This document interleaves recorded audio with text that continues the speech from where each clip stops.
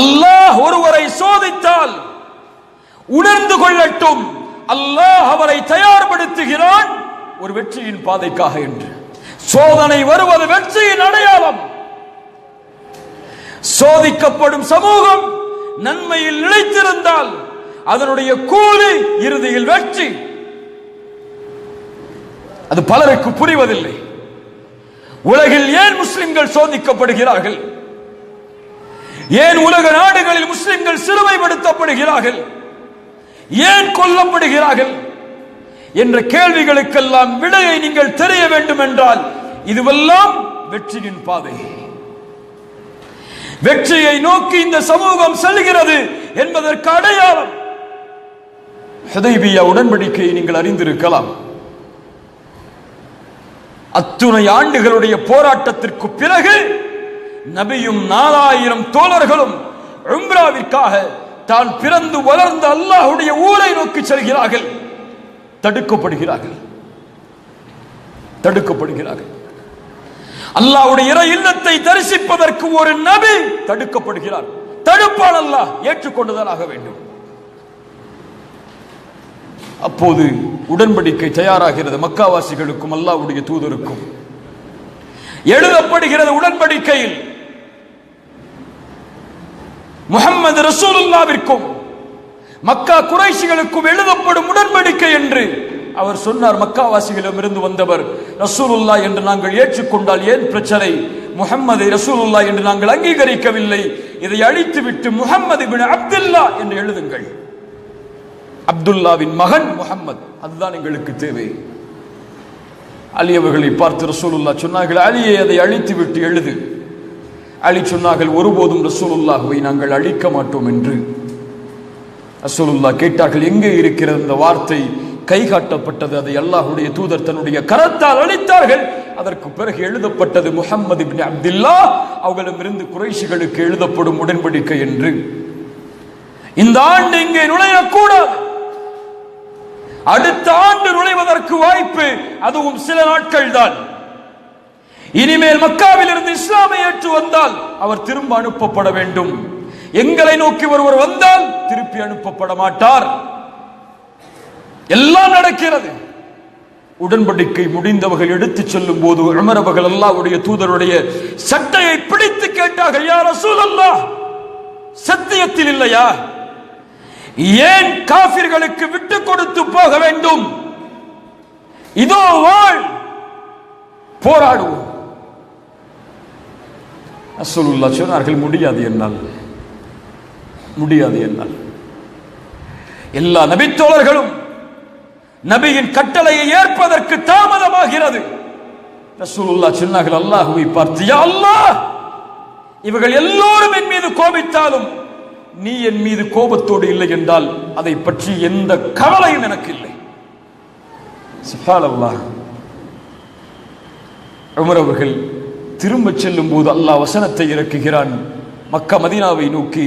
அந்த மக்காவுடைய அந்த சோதனைக்கு பிறகு இன்னா ஃபதஹ்னா லக ஃபத்ஹம் முபீனா, அல்லாஹ் தெளிவான வெற்றியை நபியே உங்களுக்கு அளிப்பான். ஹுதைபியா உடன்படிக்கையில் தாழ்வோடு திரும்பி செல்கிறார்கள். அல்லாஹ் வெற்றியின் வசனத்தை இறக்குகிறான். உமர் அவர்கள் ஓடி வந்து கேட்டார்கள், ஃபத்ஹுன் ஹுவ, அல்லாஹ்வுடைய தூதரை நடந்த உடன்படிக்கை வெற்றியா? இந்த சோதனைக்கு அல்லாஹ் கொடுக்கக்கூடிய பரிசு அடுத்த ஆண்டு நுழைவோம் மக்காவை சொந்தமாக்குவதற்கு. உம்ராவிற்காக செல்கிறீர்களே, இது போதாது நபியே, இன்னும் சோதனை இருக்கிறது, அதை ஏற்றுக்கொள்ளுங்கள். அல்லாஹ் இந்த 2 ஹரமுடைய கலீஃபாவாக உங்களை மாற்றுவான். இதைத்தான் நபி யூசுஃபின் வரலாறும் எமக்கு பாடத்தை கொடுக்கிறது. இன்றே வெற்றி பெற வேண்டும், இன்றே சோதனை நீங்க வேண்டும், இன்றே பிரச்சனை நீங்க வேண்டும் என்று ஒருவன் நினைத்தால் நடக்காது. நபி நூஹ் தன்னோடு சில நபர்களை சேர்ப்பதற்கு, ஈமானை ஏற்றுக்கொண்டவர்களாக ஆக்குவதற்கு அவர்களுக்கு தேவைப்பட்ட ஆண்டு 950 ஆண்டு காலம். நபி மூசா ஃபிரௌனுடைய சோதனையிலிருந்து தப்பிப்பதற்கு அவர்கள் எடுத்துக்கொண்ட முயற்சி, அந்த முயற்சியின் வெற்றி அவர்களுடைய மரணம் வரை நீடித்தது. இப்ராஹிம் சோதிக்கவில்லையா அல்லாஹ்வுடைய நண்பரை? அல்லாஹ் நெருப்பு குண்டத்தில் வீச வைத்து சோதித்தான். மனைவியை இன்னொரு அரசன் தீண்டக்கூடிய அளவிற்கு சோதித்தான். தன் மகனையும் தன் மனைவியையும் மக்காவில் விட்டுவிட்டு திரும்ப வாருங்கள் என்று கட்டளையிட்டான். தான் பெற்ற மகனை இப்ராஹிமே உன் கரத்தால் அறு என்று அல்லாஹ் கட்டளையிட்டான். இத்துணை சோதனைகளுக்கு பிறகுதான் அல்லாஹ் ரப்புல் ஆலமீன் இப்ராஹிமுடைய சந்ததிகளை மக்காவில் வாழ வைத்தான். நபிக்கு மக்காவின் வெற்றியை உணர்வதற்கு 23 ஆண்டு காலம் தேவைப்பட்டது. 21 அல்லது 22 ஆண்டு காலங்கள். அது போல்தான் கண்ணியத்துக்குரியவர்களே, இந்த 20 வயதில் சோதனையா, 24 வயதில் சோதனையா, இந்த வயதில் ஏழ்மையா, இந்த வயதில் எதை தொட்டாலும் வெற்றி இல்லையா? கவலைப்படாதே, முயற்சியில் தொடர்ந்திரு. அல்லாஹ் ரப்புல் ஆலமீன் உனக்கென்று ஒரு நியதியை வைத்திருப்பான். பொறுமையோடு அல்லாஹ்வின் மீது நம்பிக்கை கொண்டிருந்தால், பாவங்களை விட்டு விடுபட்டிருந்தால், நீ எண்ணி பார்க்காத வெற்றியை அல்லாஹ் தருவான். فإن مع العسر يسرا إن مع العسر يسرا. துன்பத்தோடு இன்பம் வரும், நமக்கு தெரியாது. துன்பத்தோடு இன்பம் வரும்.